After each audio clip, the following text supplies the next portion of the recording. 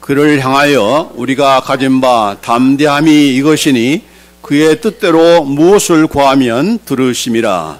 우리가 무엇이든지 구하는 바를 들으시는 줄을 안즉 우리가 그에게 구한 그것을 얻은 줄을 또한 아느니라.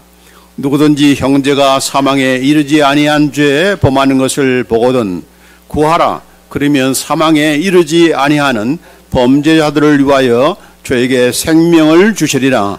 사망에 이르는 죄가 있으니 이에 대하여 나는 구하라 하지 않노라.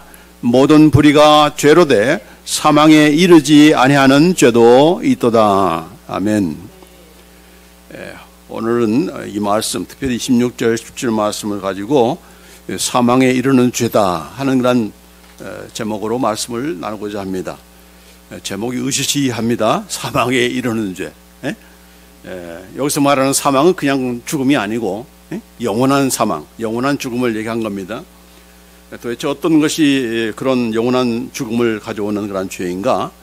상당히 어려운 그런 말씀이지만은 그러나 성경을 통해서 제가 잘 풀어드릴 테니까 오늘 이 말씀 듣고도 또 다른 사람한테 물어보는 그런 일이 없도록 나는 들을 때마다 맨날 새로워요. 이런 성도가 없도록 잘 주의 깊게 관심을 가지고 들었으면 좋겠습니다. 오늘 이 사도 요한은 이제 요한일서가 이제 거좀 이제 다음 주에 다 끝나는데 우리 지난 주일날은 특별히 예수 믿는 하나님의 자녀들에게 있는 그런 특권이 무엇인가? 첫째로는 영생이라고 했습니다. 죽어서나 가는 영생이 아니라 이 땅에서부터 우리가 누리는 그런 영생이 있다.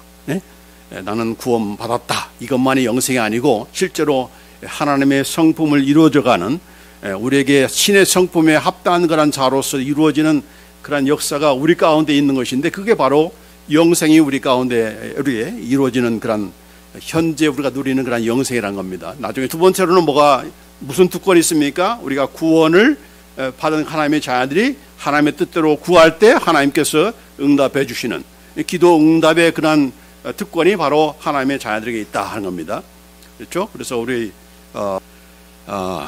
그래서 이제 이 기도에 대한 그런 말씀을 하시면서 이어서 하시는 그런 말씀, 계속되는 그런 말씀이 오늘 16절, 17절의 그런 말씀인데,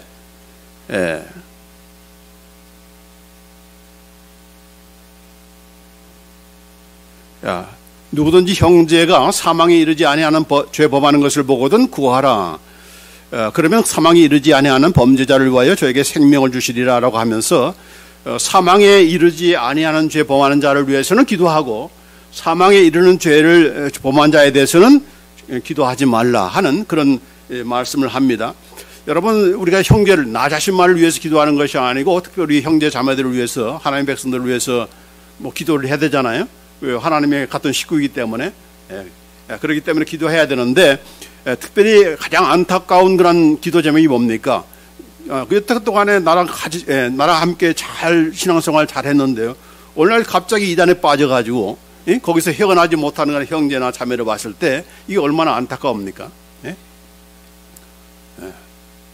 이단에 빠지는 사람이 도리어 우리한테 내가 그동안 잘못 믿었는데 너도 잘못 믿고 있는 거야 이런 식으로 이렇게 접근하면 얼마나 황망합니까? 그렇죠? 자, 그런 문제에 대한 그런 내용을 얘기하고 있고 또 이렇게 죄를 졌을 때 우리 성도 간에 그런 죄를 졌을 때에 죄 지은 그런 자에 대해서 우리가 어떻게 기도할 것인가 지금 기도하는 것 내용에 대해서 지금 계속해서 연장해서 하시는 말씀입니다. 자, 그러기 전에 우리가 항상 명심할 것은 바로 모든 불의는 죄가 죄다. 죄가 무엇인가? 바로 불법이고 또 불의다 하는 거죠.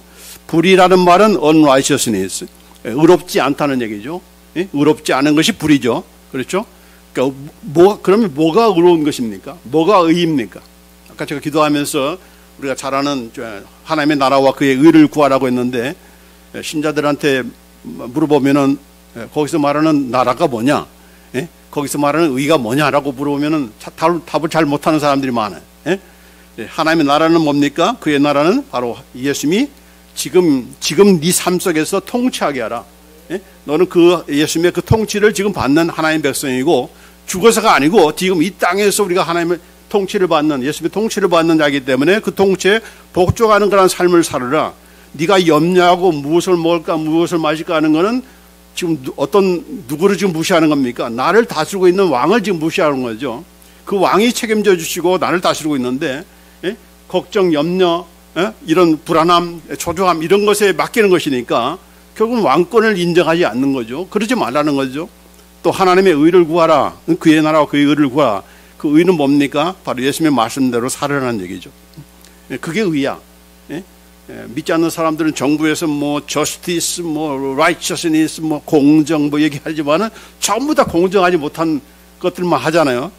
참된 righteous가 뭔가? 오직 예수님밖에 없습니다. 하나님의 의가 누군가? 예수님밖에 없어요. 그러니까 그 의를 구하라는 것은 사실상 하나님의 말씀대로 살아라는 말도 있지만은 궁극적인 것은 바로 나를 믿으라는 거예요. 나를 먼저 구하라는 거예요. 예수님을 먼저 구하면은 내가 채워주마. 그렇게 하신 말씀이에요. 자, 이건 과연 그러한가? 조금 이따 다시 보기로 하지만은 어쨌든 간에 뭐가 죄인가?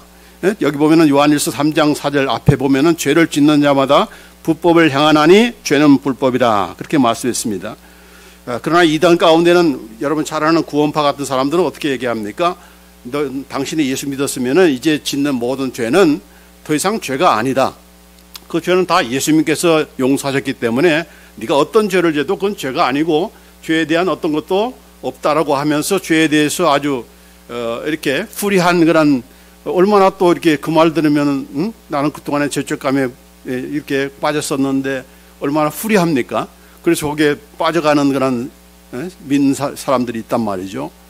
그러나 우리가 죄에서 해방됐다는 말은 그런 뜻입니까? 죄를 지어도 죄가 아니고 죄에 대한 어떠한 하나님의 그런 이런 심판도 없고 뭐 그런 차원에서 더 이상 죄도 안 짓고 죄를 지어도 그건 죄는 아니고 이런 식으로 그런 차원에서 죄에서 해방된 것입니까? 아니죠. 왜냐하면 그 아니다는 그 이유가 여기 요한일서 1장 8절 10절 말씀에 만약 우리가 죄가 없다고 말하면 이단처럼 죄가 없다. 죄를 지어도 죄가 아니다. 그렇게 말하면은 너는 스스로 속인 거야. 진리가 네 속에 있지 아니한 거야. 이렇게 말한 겁니다. 만일 우리가 범죄하지 아니하였다 하면 10절에 하나님을 거짓말하는 이로 만드는 것이니 또한 그의 말씀이 우리 속에 있지 아니하니라. 하나님 거짓말을 만드는 것이고 하나님의 말씀이 네 속에 있지 않기 때문에 그런 말을 하는 거야. 더군다나 9절에 보면 뭐라 했습니까? 우리의 죄를 자백하면 그런 하나님은 믿음직스러운 그런 신실하신 분이기 때문에 우리의 죄를 용서해 주시고 모든 불의에서 깨끗게 하신다. 우리가 죄를 자백한다는 것은 뭡니까? 내가 죄를 짓는다는 것을 전제하는 거죠. 내가 죄를 안 짓는데 자백할 이유가 뭐가 있어요? 내가 짓는 것이 죄라는 것이 있기 때문에 죄이기 때문에 자백하라는 것이고 자백하면 용서했다는 것은 결국 내가 한 짓이 죄라는 얘기죠. 그렇죠? 만약 죄가 아니라면 자백할 이유도 없고 하나님께서 용서할 이유도 없잖아요. 그러니까 그들의 말하는 것이 전부 다 가짜다 하는 것, 거짓이다는 것을 우리가 알 수가 있는 겁니다. 죄에서 해방되었다는 것은 우리가 짓는 죄가 더 이상 죄가 아니라는 얘기 아니고 죄를 지으면 반드시 죄의 대가는 뭡니까? 죽는 거죠. 사망. 사망이고 또 사망 정도가 아니라 또 하나님의 저주와 심판과 형벌이 있습니다. 그렇죠? 저주와 심판과 형벌이 있습니다. 그런데 그 모든 것들을 예수 믿는 자들은 누가 그걸 다 치르셨어요? 예수님께서. 예수님께서 다 그 모든 것을 다 피 흘려 죽으심으로 죄값을 다 치러지기 때문에 예수 믿는 자는 바로 그런 그 죄에 대한 대가를 더 이상 치르지 않게 되었다. 치를 필요가 없다. 왜냐하면 예수님께서 다 치르셨기 때문에 그런 차원에서 죄에서 해방됐다는 얘기지 더 이상 죄도 생각 안 나고 죄를 지어도 죄가 아니고 이건 아니죠. 그러니까 오해해서는 안 돼요. 거기에 우리가 가문이설에 우리가 빠져서는 안 되는 것입니다. 자, 그래서 그 죄에 대한 그런 문제, 특별히 뭐라고 했습니까? 죄는 불법이라. 불법이라는 건 뭡니까? 법을 어긴다는 거죠. 특별히 어떤 법을 어기는 겁니까? 뭐 미국 법 정도가 아니고 하나님의 법이죠. 하나님의 법이 뭡니까? 하나님의 말씀이죠. 하나님의 말씀.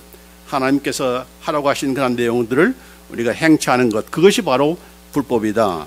근데 그 불법을 안 모범하는 인간이 어디가 있어요? 누구나 다 법을 하나님의 말씀대로 살지 못하니까 다 법을 이렇게 어기는 그런 불법이 되는 것이고 그게 바로 죄다라고 이렇게 말한 거기 때문에 거기에 우리가 속아 넘어서는 안 되는 것이고 또 더군다나 오직 아까도 얘기했지만은 의라고 하는 것은 인간은 의인이 없다는 얘기죠. 이제 예수님께서 나를 구원하셨기 때문에 나는 의인 됐다. 그건 맞는 말이지만은 나는 더 이상 죄를 안 짓는다. 그건 말이 안 되는 거죠. 그래서 의인은 하나도 없다. 이것이 바로 우리 인간의 상태이지만은 그러나 하나님께서 하나님의 한 의가 나타났으니 율법에 하나님의 한 의가 나타났으니 율법과 선지자들에게 증거를 받은 것이라 곧 예수 그리스도를 믿음으로 말미암아 모든 믿는 자에게 미치는 하나님의 의니 차별이 없느니라. 여기 하나님의 한 의, 우리말에는 하나님의 한 의라고 했는데 영어성에 보면 the righteousness of God, the righteousness of God, 하나님의 유일한, 하나님의 유일무이한 그런 righteousness이다. 그가 누구죠? 예수님이죠. 어떠한 인간도 하나님 앞에서 의인이 없잖아요. 근데 오직 하나님의 한 의이신, 오직 하나님의 의이신 예수님께서 나타나셔서 이 땅에 오셔서 이제 그가 의를 다 이루심으로 예수님께서는 우리의 죄만 지은 것이 아니고 하나님의 뜻, 하나님의 법을 완전하게 완벽하게 순종한 사람이죠. 순종한 분이잖아요. 그렇죠? 우리의 죄값만 치른 것이 아니고 무엇보다도 하나님의 공의를 만족시켜야 되는 거예요. 어떻게? 그가 철저하게 하나님의 말씀대로 살았던 그런 자 아닙니까? 그렇죠? 예수님께서 그냥 적당히 뭐 또 실수하고 이러지 않잖아요.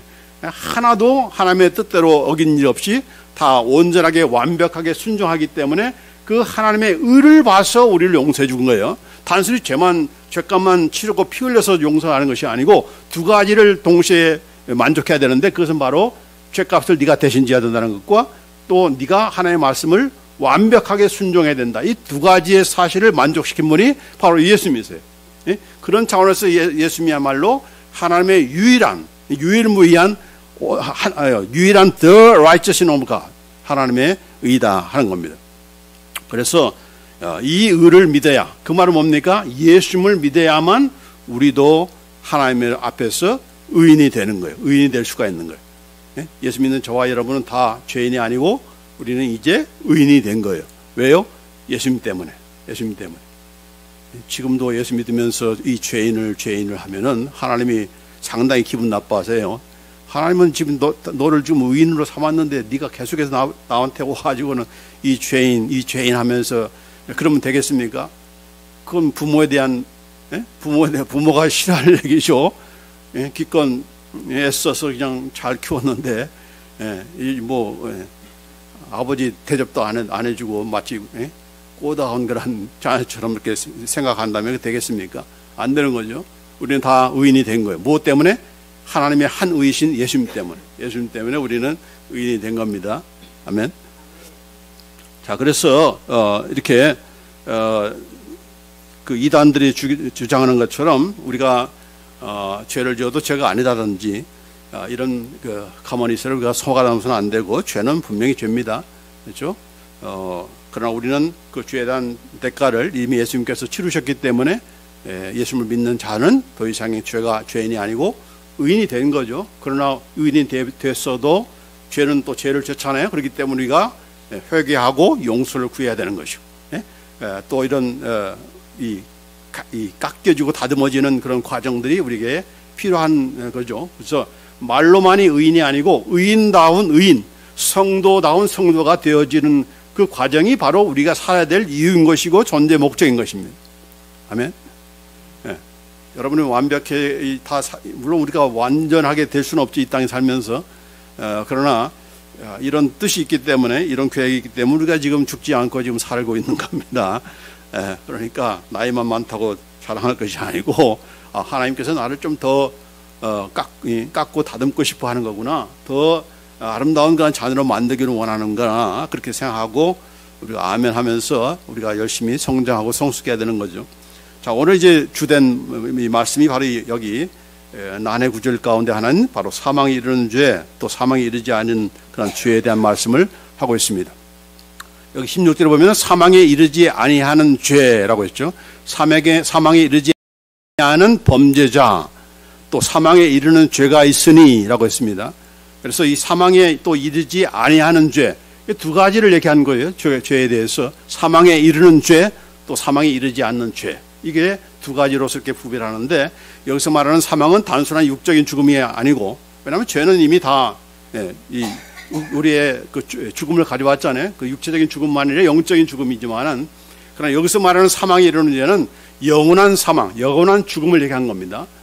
더군다나 여기서 말하는 사망에 이르는 죄는 심지어는 용서함이 없는, 사함이 없는, 결단코 용서하지 않는 영원한 사망에 이르는 죄가 있다는 거죠. 예?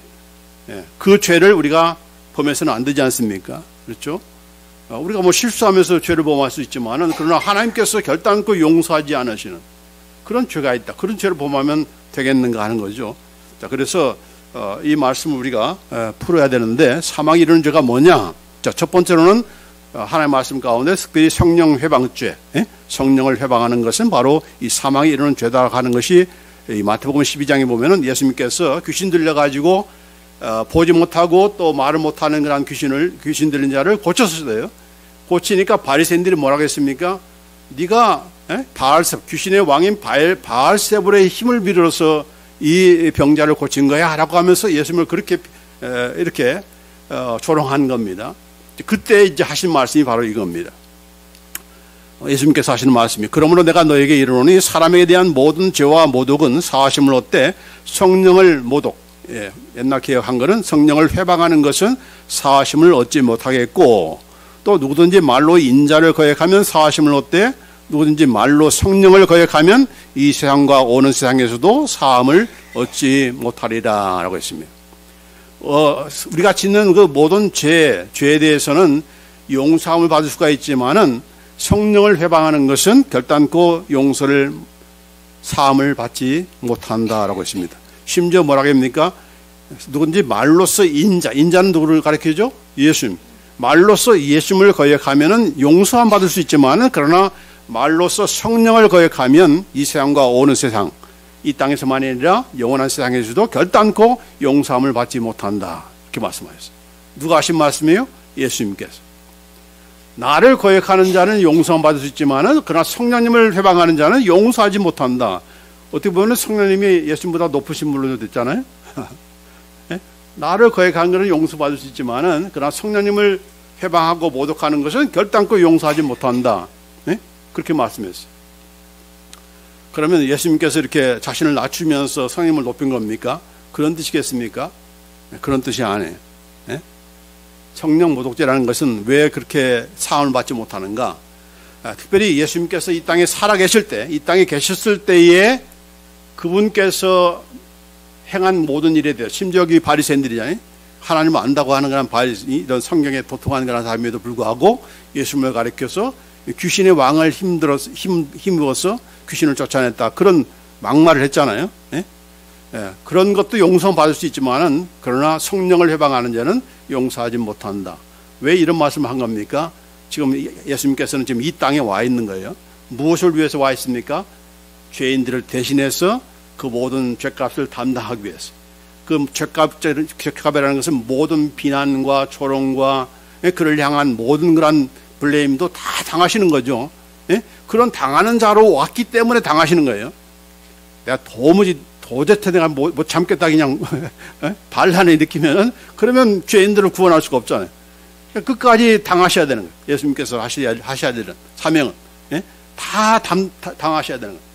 십자가 상에 이렇게 달리시면서도 너 우리 구원하려고 하지 말고 너 먼저 구원하고 내려와, 그러면 우리가 믿어줄게.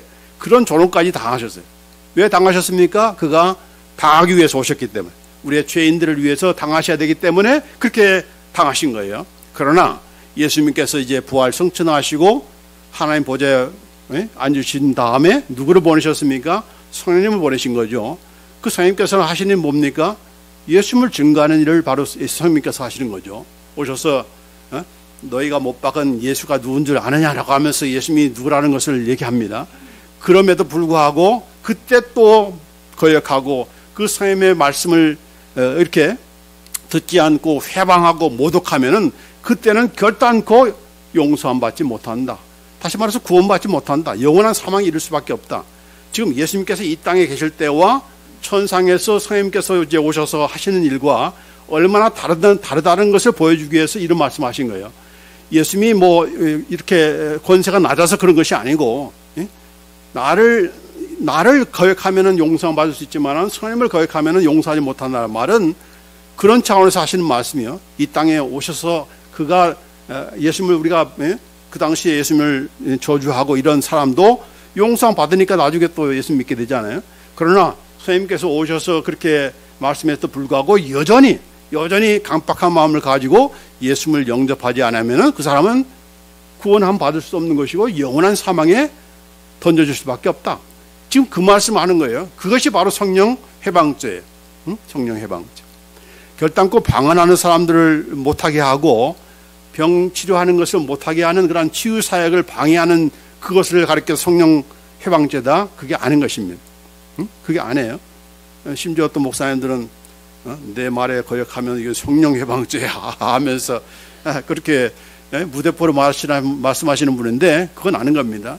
선생님께서 하시는 일은 뭐래요? 우리 안에 오셔서 찾아오셔서 우리에게 말씀하셔서 우리로 하여금 죄인인 것을 깨닫게 하시고 우리로 하여금 죄를 회개하게 하시고 또 예수님을 믿는 것도 우리를 믿게 하기 위해서는 어떻게 합니까? 우리를 중생시켜야 돼요. 거듭나게 해야 돼요. 새 생명을 우리에게 주시는 그 일을 하잖아요. 새 생명을 줬기 때문에 우리가 예수님을 믿는 거 아닙니까? 그 모든 일을 누가 하세요? 성령님께서 하시는 거잖아요. 근데 그 성령님을 회방해, 성령님을 모독해, 성령님을 방해, 받들이지 않아. 그 사람은 어떻게 됩니까? 영원히 구원받지 못하는 거죠. 그러니까 뭐 특별한 것이 아니고 그 당연한 과정을 지금 얘기한 거예요. 그러니까 괜히 이렇게 나 성령 해방죄 걸린 거 아니야, 받은 거 아니야. 또 우리 목사님들이나 강사, 부흥사들이 당신 성령 해방죄야라고 하면서 그렇게 하면 그런 말을 한 말에 대해서 굉장히 이렇게 마음 상해하는 그런 신자들이 있는데 그런 뜻이 아닌 겁니다. 성령 해방죄는 뭡니까? 선생님께서 하시는 일을 받지 않는 거예요. 선생님께서 하시는 일이 뭡니까? 방언하고 뭐 치유 은사만이 아니고 가장 중요한 핵심적인 그 스타트는 뭡니까? 우리로 하여금 예수님을 소개해서 죄인인 것을 깨닫게 하시고 또 그보다도 더 새 생명을 우리에게 집어넣는 거죠. 불어넣는 거지 아닙니까? 중생케 해야 우리가 믿을 수 있는 거니까.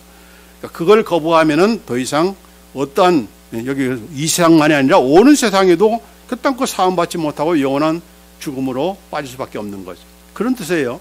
그런 뜻에서 성령 해방죄가 바로 사함을 얻지 못하는 그러한 죽음에 영원한 죽음에 이르는 죄다. 자, 이게 첫 번째고 그다음 두 번째로는 무엇이 사망에 이르는 죄인가? 고의적으로 배도하는 그런 죄. 고의적으로 뭐 믿음이 연약해서 죄를 짓는 것이 아니고 예수님도 알아요. 성령도 알아요. 심지어는 은사도 많이 체험했어요. 그럼에도 불구하고 완전히 예수님께 등 돌려가지고 공개적으로 배도하면서 배반하면서 자신만 배반하는 것이 아니라 주위의 사람들까지 다 이렇게 너 예수 믿지 마.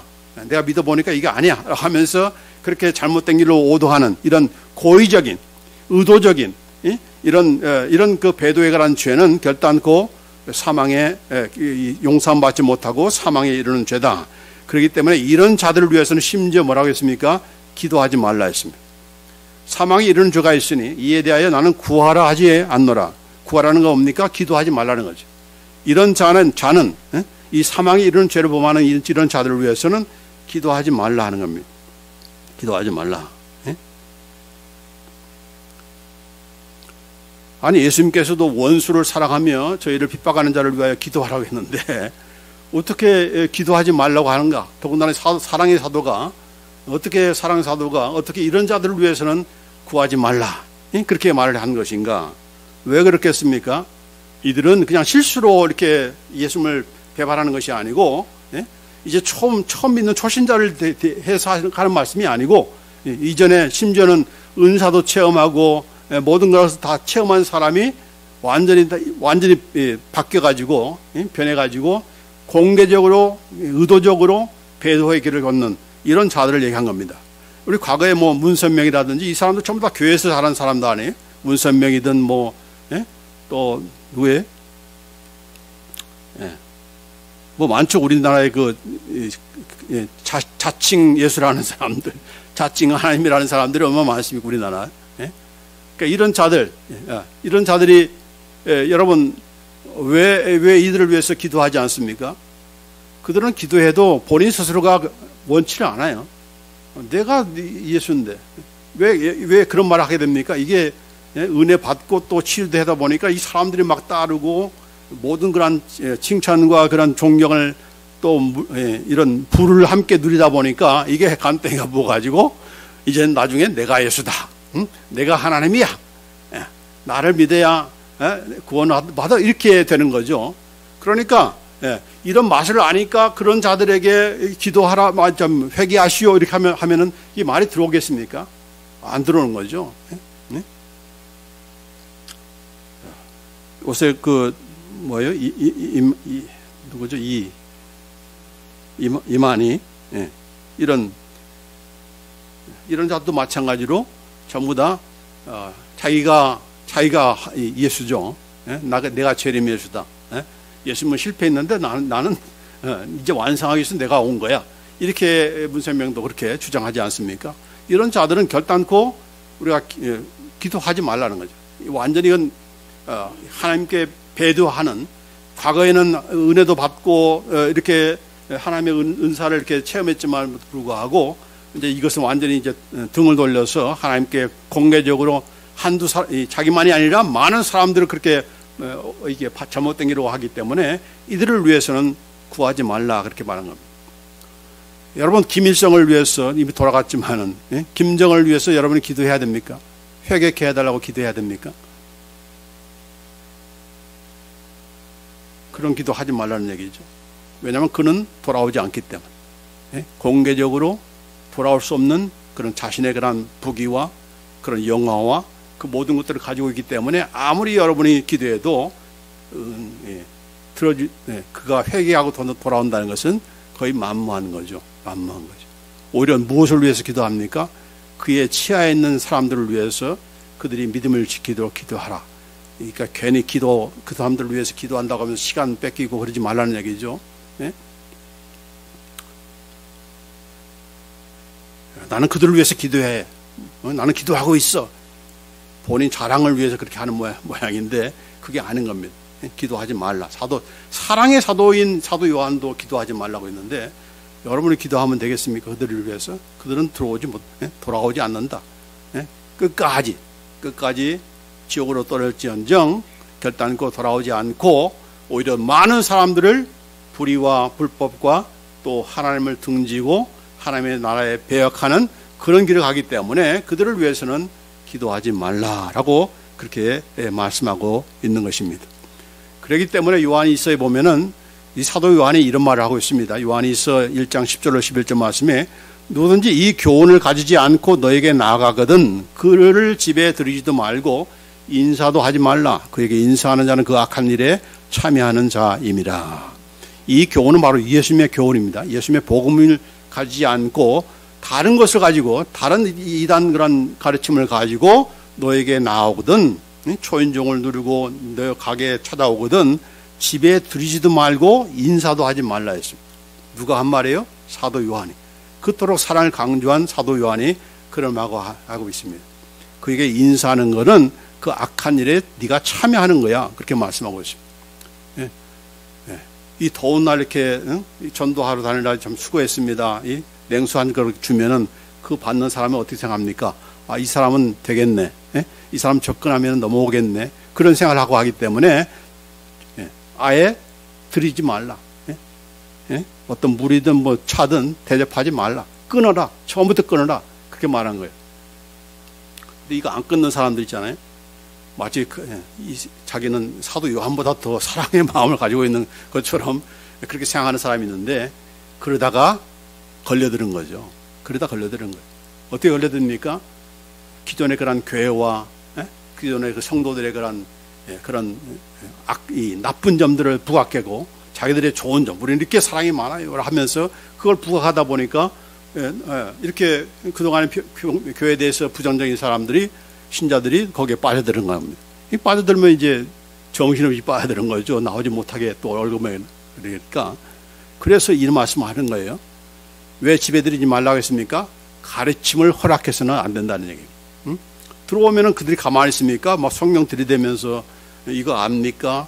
예? 당신이 짓는 죄는 죄가 더 이상 아닙니다. 당신 언제 구원받았습니까? 날짜도 못 돼요? 같잖아요. 이런 식으로 이렇게 접근하니까 가르침을 허락하지 말라. 그래서 아예 인사도 하지 말라 했습니다.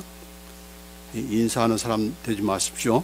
예? 가게에 오면은 소금 뿌릴 수는 없지만은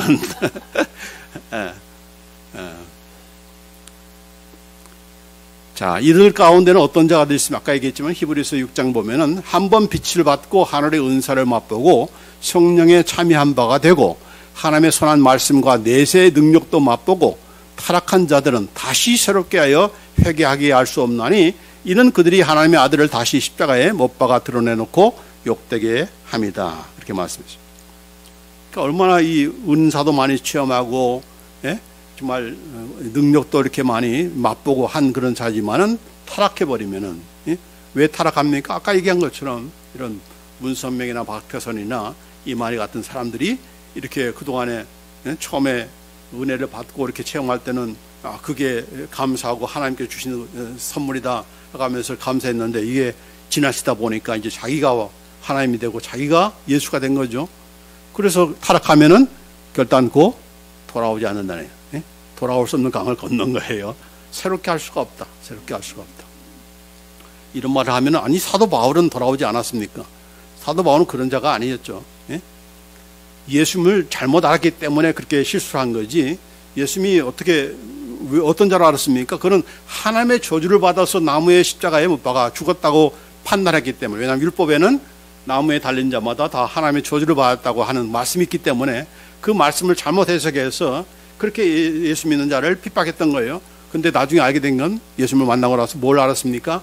예수님의 죽으심은 하나님의 저주를 받은 건 맞는데 그 저주는 자기 죄 때문에 저주를 받은 것이 아니라 우리를 위해서 저주를 받으신 것이다. 그러자 순식간에 완전히 다 그의 신학과 모든 것들이 다 변화된 거죠. 그러니까 이런 것과는 사도 바울과는 전혀 다른 것입니다. 이런 이단과는 전혀 다른 것이니까 사도 바울도 변했는데 뭐 이런 사람도 변할 거 아닌가? 김정은도 회개하면 이렇게 좀 되는 거 아닌가? 천만의 말씀이다. 그런데 시간 낭비하지 말고 그런 기도할 거 있으면은 그 치하에 있는 그런 북한 동포들을 위해서 정말 믿음을 생활할 수 있도록 또 속히 우리가 참 복음 통일되어서 저들에게도 복음이 심겨지도록 그렇게 위해서 우리가 기도해야 할 것이지. 어렸을 때 많이 저도 그렇게 기도한 것 같아요. 김일성을 위해서 하나님이 회개하게 해달라고 기도한 그런 기도를 하는 것 같은데 이게 전부 다 잘못된 기도다. 잘못된 기도다.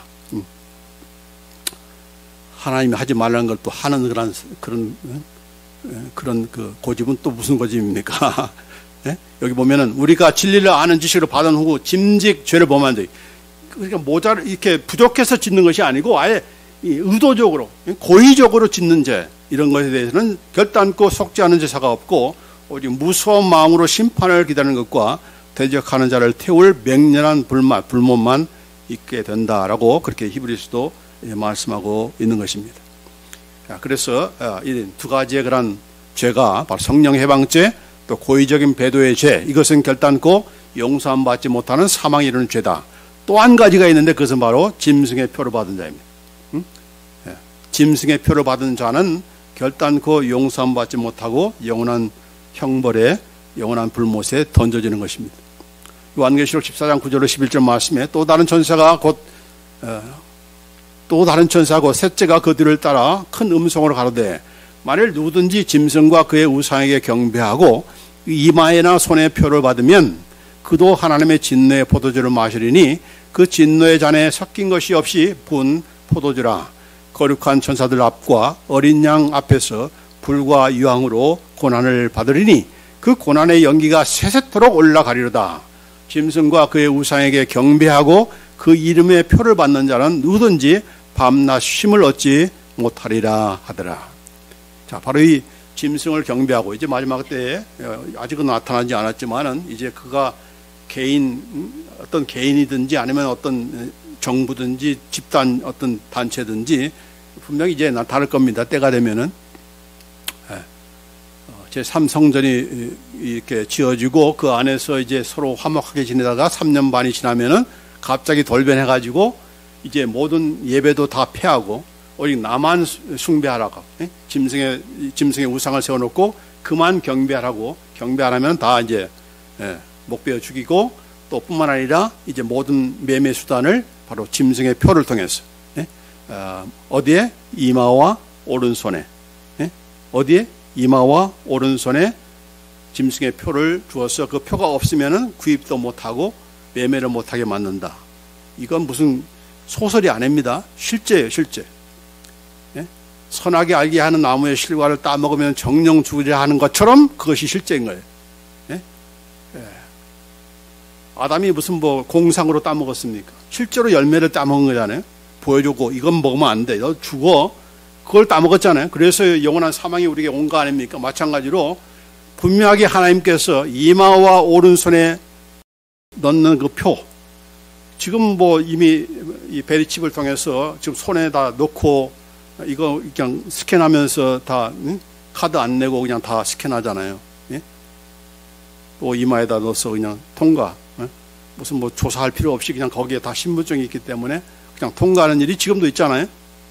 그런 일이 이제 한두 사람이 아니고 한 어떤 스토어 이런 그 컴퍼니만이 아니라 이제는 이걸 가지고 이제 온 우주 이 인간 세상에 있는 모든 사람들을 다 통제하겠다는 그런 시대가 오는데, 그때에 대해서 쌀 사 먹어야지, 애들이 우는데 내가 기저귀도 사야지 이렇게 하면서 그거 받겠다 하면은 그 받는 순간 어떻게 됩니까? 너는 끝이다 하는 겁니다. 아니 하나님 뭐 그 정도 가지고 뭘 이렇게 하십니까? 라고 했는데, 하나님이 그 정도 가지고 이렇게 너무 아니 먹게 해줘야 되는 거 아닙니까? 라고 하면서 이렇게 반박할지 모르지만은, 그러나 이건 사실이고 이건 진리의 말씀이고 예수님께서 이건 은유법이야. 이건 뭐 그냥 영적인 그런 의미야, 그렇게 말한 거 아니잖아요. 분명하게 말씀하고 있잖아요. 그런데 재밌는 것은 베리칩을 좀 어디에다 넣는가? 분명하게 이마와 오른손에 넣는다는 겁니다. 그것이 가장 안전하기 때문에. 그건 하나님께서 이미 알고 계시는 거예요. 근데 그 알고 있으니까 이런 하나님 대적하는 사람들이 그걸 피해서 해야 되잖아요. 근데 안 피해요. 그것이 가장 안전하기 때문에 그렇게 하는 거예요. 그러니까 하나님의 놀라운 지혜인 거죠. 몇천 년 전에 하신 말씀인데 그대로 이루어지고 있으니까. 그러니까 이거는 분명히 이루어지는 겁니다. 우리는 이거 받기 전에 하나님 나라에 갈지 어떨지는 모르겠지만 우리 자녀들이 잘 가르쳐가지고 만약에 너희가 살아있는 동안에 이런 것이 오면은 결단코 받아서는 안 된다. 받으면 어떻게 된다고요? 영원한 불못에 던져진다. 불못에 던져진다. 나는 예수 믿었는데요. 예수 믿어도 거기에 던져집니까? 던져지는 거죠. 던져지는 거죠.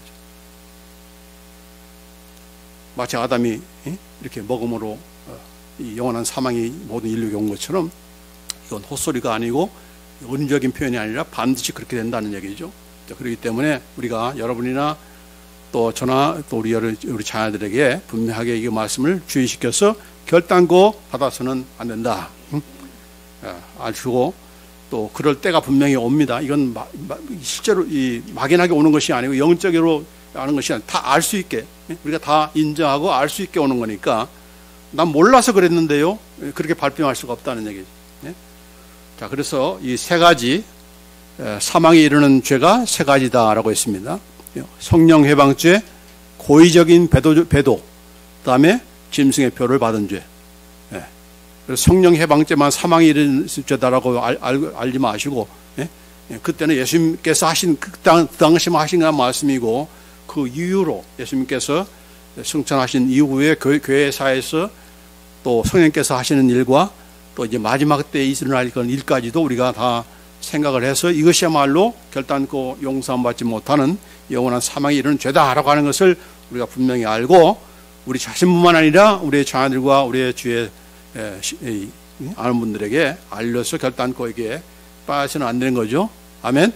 자, 이제 마지막으로 사망에 이르지 아니하는 그 범죄자, 이런 그 세 가지의 사망에 이르는 죄가 아닌 그 죄를 범한 그런 자에 대해서는 우리가 어떻게 해야 되는가?